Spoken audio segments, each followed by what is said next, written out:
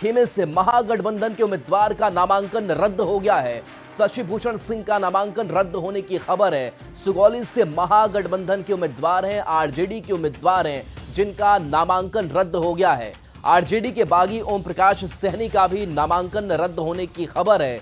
निर्दलीय ओम प्रकाश सैनी का भी नामांकन रद्द हो गया है। थोड़ी देर में आधिकारिक पुष्टि भी इसकी हो जाएगी। तो देखिए, कई ऐसे प्रत्याशी जो चुनावी मैदान में तो जरूर उतरे, नॉमिनेशन जरूर कराया, लेकिन तकनीकी खामियों की वजह से उनका नॉमिनेशन रद्द हो गया। लेकिन खास करके अगर इससे आरजेडी की अगर बात करें, महागठबंधन खेमे की बात करें, तो बड़ा झटका भी इससे माना जाए, क्योंकि बड़ी तैयारी के साथ ये प्रत्याशी चुनावी मैदान में उतरते हैं। लेकिन अब खबर यही कि आरजेडी उम्मीदवार शशि भूषण सिंह का नामांकन रद्द हो गया है। सुगौली से महागठबंधन के ये उम्मीदवार हैं। इसके साथ साथ बता दें कि आरजेडी के बागी ओम प्रकाश सैनी का भी नामांकन रद्द हुआ है। निर्दलीय ओम प्रकाश सैनी चुनावी मैदान में उतरे थे, लेकिन उनका भी नॉमिनेशन कैंसिल हो गया और थोड़ी देर में इसकी आधिकारिक पुष्टि भी हो जाएगी।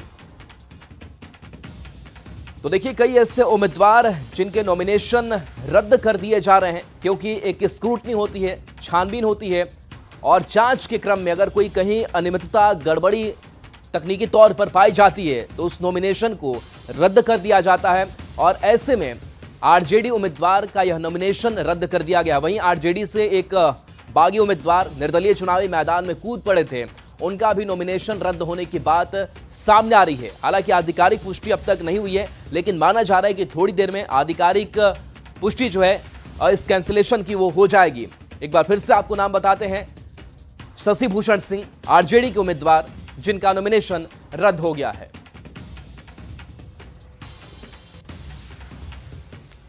और देखिए, विधानसभा चुनाव 2025 के लिए विपक्षी महागठबंधन में सीट बंटवारे की तस्वीर अब लगभग साफ होती दिख रही है। लंबी खींचतान के बाद घटक दलों के बीच सीटों का फॉर्मूला तय कर लिया गया है। इस फॉर्मूले के तहत महागठबंधन के 253 सीट पर उम्मीदवार मैदान में हैं। 143 सीटों पर आरजेडी चुनाव लड़ रहा है, तो कांग्रेस को 61 सीट दी गई है, यानी कि पिछली बार से 9 सीटें कम कांग्रेस के हाथ में है। 20 सीट पर सीपीआई एमएल, 9 सीट पर सीपीआई, 4 सीटों पर सीपीएम लड़ेगी। वहीं विकासशील इंसान पार्टी यानी कि वीआईपी की बात करें तो 15 सीट वीआईपी के खाते में, और महागठबंधन के अंदर एक और घटक दल के तौर पर उभरे आईपी गुप्ता की पार्टी को 1 सीट दी गई है। तो ये पूरा आंकड़ा आपकी स्क्रीन पर भी है। सीपीआईएमएल 20, आरजेडी 143, यानी कि इस बार 2020 के मुकाबले 1 सीट पर कम आरजेडी की तरफ से लड़ा जा रहा है। कांग्रेस की इस बार सीटें 61 है, जो पिछली बार 70 थी। इसके बाद सीपीआईएमएल 20, सीपीआई 9, सीपीएम 4 और आईपी गुप्ता की पार्टी, नई पार्टी उभर कर एक महागठबंधन के अंदर आई और उसको भी 1 सीट दी गई है। तो ये महागठबंधन का आंकड़ा बताता है कि जहां 243 सीटें हैं, वहां पर 243 से ज्यादा सीट पर ये चुनावी मैदान में महागठबंधन के उम्मीदवार है। 253 सीटों पर, यानी कि कई ऐसी सीटें हैं जहां से महागठबंधन के जो घटक दल है वो आमने सामने हैं। इस चुनावी मैदान में कई सीटों पर कांग्रेस और आरजेडी आमने सामने है, तो कई सीटों पर सीपीआई और बाकी महागठबंधन के जो घटक दल है वो आमने सामने चुनावी मैदान में। तो देखिए, महागठबंधन में कौन कितनी सीट पर चुनाव लड़ रहा है, यह तस्वीर साफ हो गई है। साथ ही साथ यह भी साफ हो गया है कि अब कहां महागठबंधन में अपनों से ही जंग छिड़ी है। तो 5 ऐसी सीटें जहां कांग्रेस आरजेडी की भिड़ंत है, खास करके सिकंदरा, कहलगांव, सुल्तानगंज की अगर बात करें, इसके साथ साथ नरकटियागंज है और वैशाली में आपस में ही भिड़ंत है। तो ऐसी 11 सीटों पर अपनों से ही जंग है। तो देखिए, कुल 11 ऐसी सीटें हैं और महागठबंधन के नेता अपने में ही 2-2 हाथ करते नजर आ रहे हैं। आरजेडी कांग्रेस 5 सीट पर आमने सामने है, जिसमें वैशाली, सिकंदरा, कहलगांव, सुल्तानगंज और नरकटियागंज शामिल है, जबकि 4 सीट पर कांग्रेस और सीपीआई आमने सामने हैं। ये सीटें हैं बछवाड़ा, करगेहर, बिहार शरीफ और राजा पाकड़ की। कांग्रेस और सीपीआई की भी टक्कर दिख रही है। वहीं 2 सीट चैनपुर और बाबूबरही में आरजेडी और वीआईपी की भिड़ंत देखने को मिल रही है। तो ये वो ऐसी 11 सीटें हैं जिस पर महागठबंधन के जो प्रत्याशी हैं वो आपस में ही चुनावी मैदान में एक दूसरे के खिलाफ ताल ठोक रहे हैं। इसे फ्रेंडली फाइट कहा जा रहा है। और इस बीच वैशाली की अगर बात करें तो यहां से अजय कुशवाहा है, और इंजीनियर संतोष सिंह की बात करें तो कांग्रेस के यहां से प्रत्याशी बनाए गए। दूसरी सीट की अगर हम बात करें तो सुल्तानगंज सीट जो चंदन सिन्हा और ललन सिंह कांग्रेस के उम्मीदवार यहां पर हैं।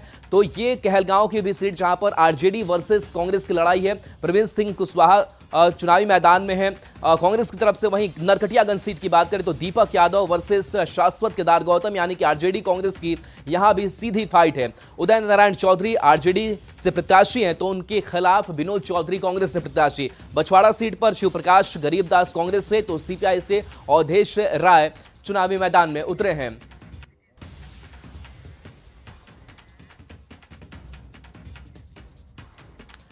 और चलिए आपको सीधे लिए चलते हैं मुजफ्फरपुर के मीनापुर, जहां पर आज पहली सभा मुख्यमंत्री नीतीश कुमार की होनी है, लेकिन अभी बीजेपी प्रदेश अध्यक्ष दिलीप जायसवाल संबोधित कर रहे हैं।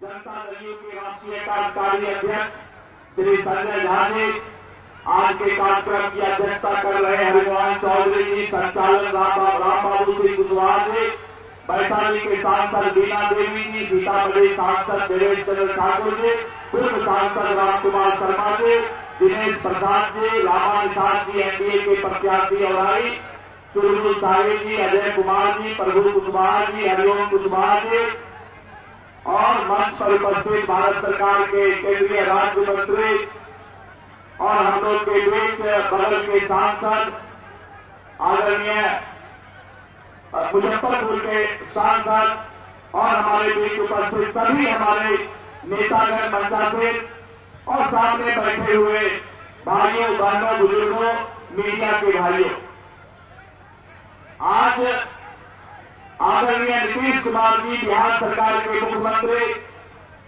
आपके बीच आए हुए हैं और यहाँ के उम्मीदवार अजय कुमार जी भी बैठे हुए हैं और बगल के औराई के रामा निषाद जी भी बैठी हुई और हमारे बीच सभी यहाँ के माननीय सांसद अगल बगल के एनडीए के यहाँ बैठे हुए हैं। आज आप चुनावी सभा में बदलते बिहार की तस्वीर को भी देख रहे हैं। एक तरफ आपने देखा कि जनता दल राष्ट्रीय जनता दल रालों हम और लोकापा रामविलास ने सबसे पहले सीट का घोषणा किया कि कितना सीट हम लड़ेंगे, उसके बाद उम्मीदवार का घोषणा किया, लेकिन आज तक राष्ट्रीय Janata Dal Congress party VIP party seat घुटनों कर रहा है, माथा में माथा टकरा रहा है और आज तक सीट का बंटवारा भी महागठबंधन नहीं कर पाया। जो महागठबंधन राष्ट्रीय जनता दल कांग्रेस सीट का बंटवारा नहीं कर सकता है, वो सरकार क्या चला सकता है, आप खुद सोच सकते हैं मित्रों। और आज का भीड़ देख करके पूरे बिहार के अंदर एक माहौल बनता जा रहा है कि बिहार में फिर से 2/3 से ज्यादा बहुमत से एनडीए की सरकार बन रही है और 2025 फिर से नीतीश, ये माहौल पूरे बिहार में बनता जा रहा है। मित्रों, अभी जो सरकार ने काम किया है, जब नीतीश कुमार जी ने बिहार को संभाला था उस समय लालटेन और बिजली का समय था और आज बिजली का समय, आज सभी घर घर बिजली पहुंच चुका है। पहले रोड में गड्ढा था, आज 4 लेन 6 लेन बन गया है।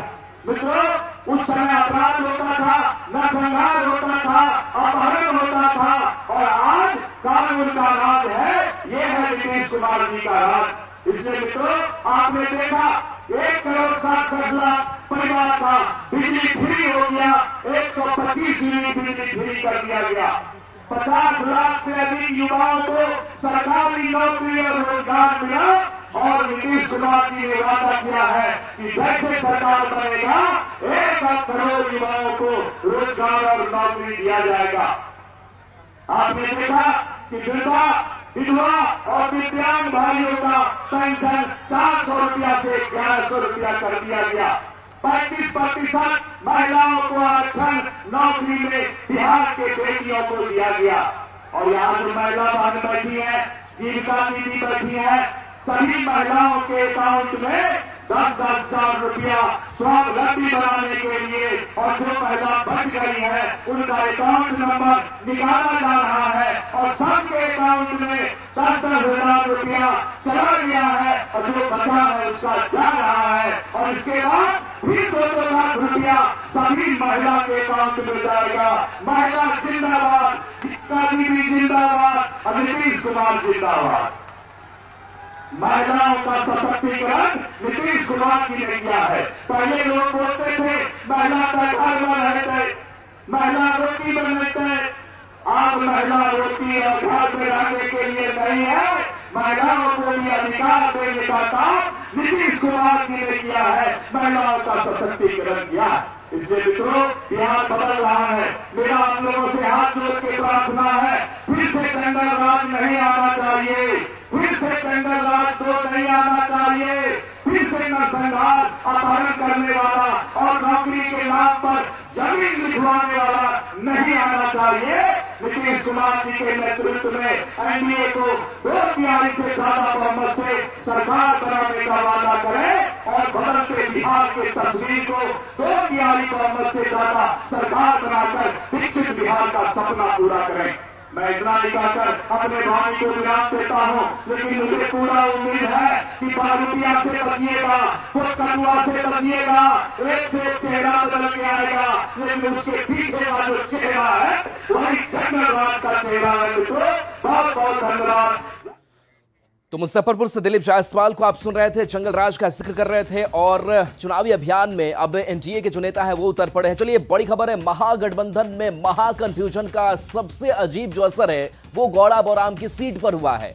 वीआईपी प्रत्याशी ने यहां पर शिकायत की है, मुख्य निर्वाचन पदाधिकारी से शिकायत दर्ज कराई है। अफजल अली का नामांकन रद्द करने की मांग की गई है और कहा गया है कि आरजेडी के सिंबल पर अफजल अली का नॉमिनेशन हुआ है। लालू प्रसाद के पत्र का हवाला भी वीआईपी प्रत्याशी ने दी है। उन्होंने शिकायत दर्ज कराई है मुख्य निर्वाचन पदाधिकारी से और बताया कि पार्टी के राष्ट्रीय उपाध्यक्ष बीके सिंह के नेतृत्व में 2 सदस्यीय प्रतिनिधिमंडल पहुंचा था और इस प्रतिनिधिमंडल ने अपनी शिकायत दर्ज कराई है।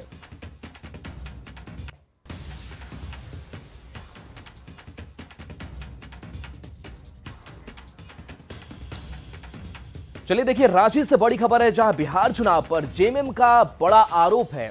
जेएमएम ने आरजेडी पर गंभीर आरोप लगा दिया है। जेएमएम के साथ राजनीतिक धूर्तता हुई, मनोज पांडे ये कह रहे हैं और कहा कि हमने विश्वास किया, वो चालबाजी करते रहे। पूरे प्रकरण पर पार्टी जल्द फैसला लेगी, ये जेएमएम की तरफ से कहा जा रहा है और कहा जा रहा है कि झारखंड में भी तस्वीर बदलेगी, जिसका इशारा किया गया है। बिहार में जेएमएम को एक भी सीट नहीं मिली और जिसको लेकर के अब जेएमएम मुखर नजर आ रहा है और कह रहा है कि इसका असर जो है वो झारखंड गठबंधन पर भी देखने को मिलेगा। वहीं बिहार विधानसभा चुनाव में जेएमएम को इंडिया गठबंधन की ओर से एक भी सीट नहीं दी गई है, जिसको लेकर जेएमएम में खासी नाराजगी भी है और गुस्सा भी। न्यूज 18 से बातचीत में पार्टी के केंद्रीय प्रवक्ता मनोज पांडे ने कहा कि जेएमएम के साथ राजनीतिक धूर्तता की गई और ऐसे में इसका असर झारखंड में भी पड़ेगा। बिहार विधानसभा चुनाव में जेएमएम के लिहाज से इंडिया महागठबंधन के अंदर सीट शेयरिंग की बात करें तो जो विपक्ष की जो सियासत है वही कह रही है कि बड़े बेआबरू होकर तेरे कूचे से निकले हम। हमारे साथ यहाँ पर जेएमएम के केंद्रीय प्रवक्ता, हम उनसे जानेंगे कि जिस तरीके से आप लोग ये दावा करते रहे कि 12 सीटें के लिए हम फाइट करेंगे, लेकिन अंत में जो खाते में आई 0। देखिए, गठबंधन एक विश्वास का नाम होता है। हम साथ हैं, हम इंटैक्ट हैं, साथ चुनाव लड़ रहे हैं, साथ सरकार चला रहे हैं, तो हम इतना विश्वास कर सकते हैं कि हम पड़ोस के राज्य बिहार में हमें भी उचित भागीदारी मिलेगी और ऐसे संकेत भी दिए गए थे। परंतु अंत में क्या कुछ हुआ सबके सामने है। जो राजनीतिक धूर्तता दिखलाई गई, तो ये कहीं ना कहीं मुझे लगता है कि ये एक गांठ और गठबंधन के प्रतिकूल असर डालने वाला एक घटना मैं मानता हूं। इसे मैं विश्वास कर रहा हूं और आप हमारे साथ चालबाजी कर रहे हैं। एक खबर अचानक आई कि 3 सीटें आपको मिलने के लिए जा रही है। फिर पार्टी की ओर से कह रहा हूँ 3 सीटें कौन है, राजद नाम बताए। कल नामांकन का आखिरी दिन था, तो ये स्थिति जो धुंध की स्थिति क्यों बनी आखिर? देखिए, खबरें चल रही थी, मैंने भी देखा, लेकिन कहाँ 3 सीटें, कौन सी 3 सीटें? हमारे नेता से कम्युनिकेशन गैप क्यों, हमें स्पष्ट रूप से क्यों नहीं बताया गया। हमारी और भी ज़्यादा मांग थी, एक म्यूचुअल डायलॉग होना चाहिए था, बातें होनी चाहिए थी, हम अपना पक्ष रखते। आखिरी निर्णय से पहले एक ज्वाइंट प्रेस कॉन्फ्रेंस, इस तरह की चीज़ें देखने को मिलनी चाहिए थी। क्या राजद ने खामोश फैसला सुना दिया जो आपके हक में नहीं रहा? नहीं, फैसला ही नहीं सुनाया। मुझे तो जहां तक जानकारी है कहां फैसला हुआ। सभी नेताओं की तुलना आप हेमंत सोरेन जी से नहीं कर सकते। हेमंत सोरेन जी बड़े दिल वाले, एक अलग तरह के नेता हैं, अलग तरह के व्यक्ति हैं। आप सोचिए, एक विधायक जिसका, उसे भी काबीना मंत्री बनाया, वो भी कैबिनेट में बैठते थे, उन्हें भी बराबर का सम्मान दिया। अब क्या? अब स्थितियां प्रतिकूल हैं। फैसला हमारे आला कमान को लेना है, हमारे नेता फैसला लेंगे, निश्चित रूप से लेंगे। झारखंडियों में, आम कार्यकर्ताओं में, झारखंड मुक्ति मोर्चा में एक नाराजगी भी है और दुख भी है। तो झारखंड की बात करें तो इंडिया महागठबंधन में जेएमएम बड़ा भाई है। जाहिर है कि बिहार में जो यहाँ का बड़ा भाई है, वहाँ छोटा भाई बनाकर एक कह रहे हैं कि राजनीतिक धूर्तता की गई है। कुल मिलाकर इसका असर जो है झारखंड में जल्द दिखने की उम्मीद है। संजय कुमार सिन्हा, न्यूज़ 18, रांची। मुख्यमंत्री नीतीश कुमार बिहार चुनाव में धुआंधार प्रचार करने वाले हैं। 22 अक्टूबर को सीएम गोपालगंज में एनडीए प्रत्याशी के समर्थन में जनसभा करेंगे। पहली सभा भोरे विधानसभा के कटैया हाई स्कूल मैदान में होगी, तो दूसरी सभा बरौली विधानसभा के माधव हाई स्कूल मांझा में होगी, जिसके लिए एनडीए नेताओं की तैयारी अंतिम चरण में है।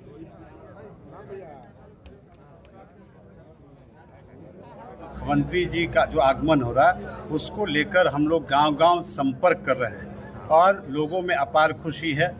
पूरे एनडीए के साथ ही उसमें माननीय मुख्यमंत्री जी के कार्यक्रम में सफल बनाने के लिए लगे हुए हैं। गोपालगंज जिले में 2 जगह सभा कर रहे हैं, एक कटिया में जहां 3 विधानसभा शामिल है, हथुआ, कुचायकोट और भोरे, और एक दूसरी सभा मांझा में कर रहे हैं जो बरौली, बैकुंठपुर और गोपालगंज शामिल है।